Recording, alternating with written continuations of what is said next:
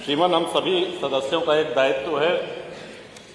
हम सब लोग गांव से आते हैं, जनता से जुड़े हुए लोग हैं, तो जो सरकारी योजनाओं में अगर कोई कमी, कोई खामी रह गई है तो उसको निष्पक्ष ढंग से यहाँ पर रखने का दायित्व हम सभी लोगों का है।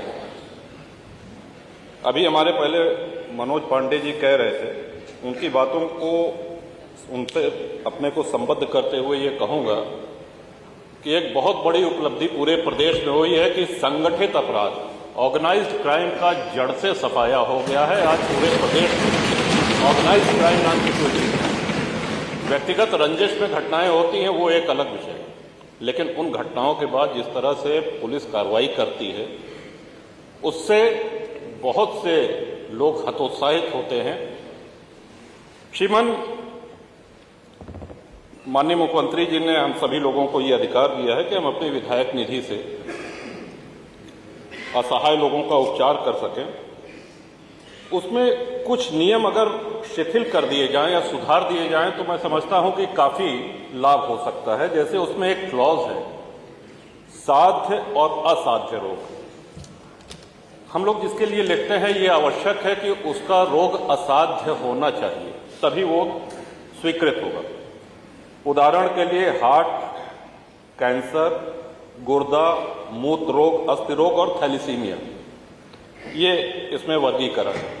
मान लीजिए किसी का बहुत बुरा एक्सीडेंट हो जाए, उसकी हड्डियां टूट जाएं, या अभी हाल में ही ब्रेन ट्यूमर का पेशेंट था, उसको इसलिए नहीं स्वीकृत हो पाई राशि कि ये साहब असाध्य रोग नहीं है। तो जो भी घर वाले हैं वो तो इसी उम्मीद में उपचार कराते हैं कि ये साध्य हो जाए, सध जाए, स्वस्थ हो जाए। तो अनुरोध है कि अगर विधायक निधि से जो हम लोग देते हैं उसमें से ये असाध्य शब्द हटा दिया जाए। सरकारी अस्पताल में पैसा जाता है और बहुत से लोग ऐसे हैं जो अपना इलाज कराने में सक्षम नहीं हैं, तो मैं समझता हूं कि काफी लोगों को इससे लाभ होगा।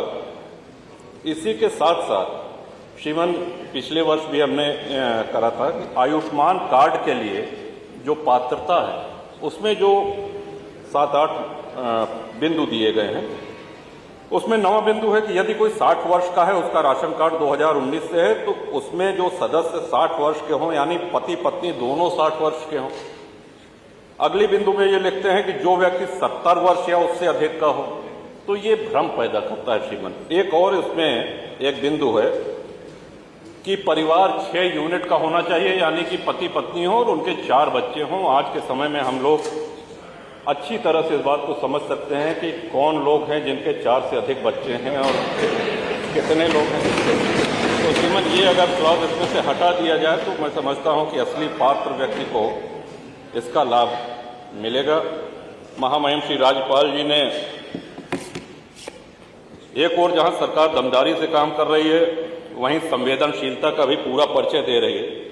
अपनी बात आगे बढ़ाते हुए श्रीमान, ये सभी माननीय सदस्यों से जुड़ी हुई बातें हैं।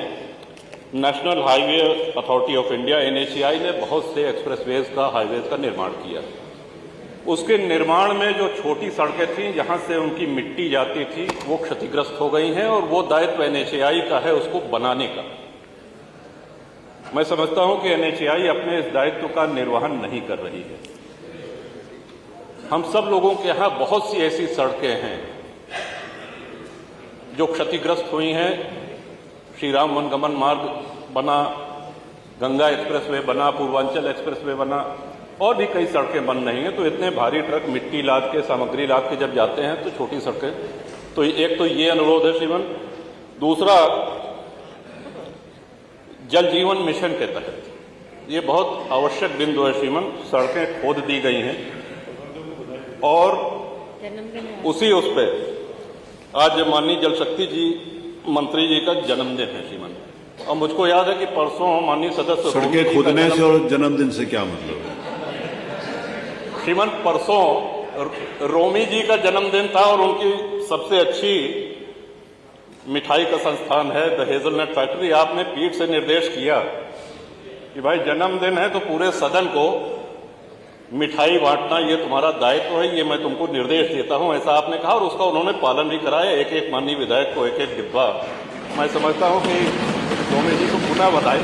तो आज इनके जन्मदिन पे एक निर्देश ये आप अवश्य दे दें माननीय जल शक्ति मंत्री जी को कि अगला जन्मदिन आने के पहले जो जो जल शक्ति की सड़कें क्षतिग्रस्त है, माननीय मंत्री जी इसको गंभीरता से दिखवा लिया जाए।